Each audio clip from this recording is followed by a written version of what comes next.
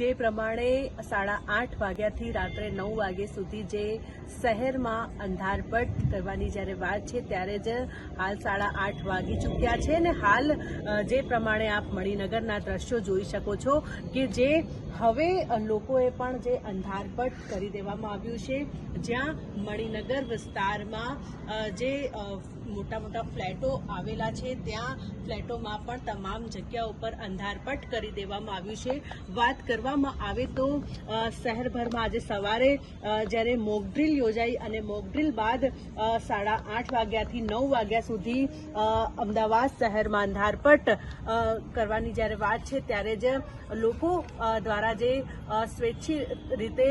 જે અંધારપટ કરવામાં આવ્યું છે અને જે હોસ્પિટલ અને જે રેલવે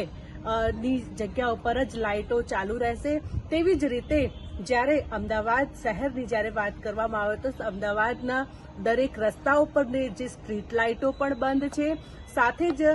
લોકો દ્વારા પણ જે સ્વૈચ્છિક રીતે જે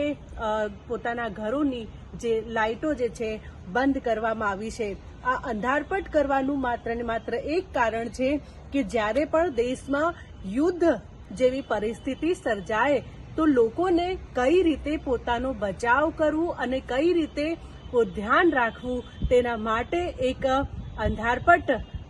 કરવાની જ્યારે વાત છે ત્યારે જ અમદાવાદ શહેરમાં અડધા કલાક માટે જે અંધારપટ કરવામાં આવી રહ્યું છે ત્યારે જ દ્રશ્યોમાં પણ આપણે જોયા કે તમામ જગ્યા ઉપર લોકોએ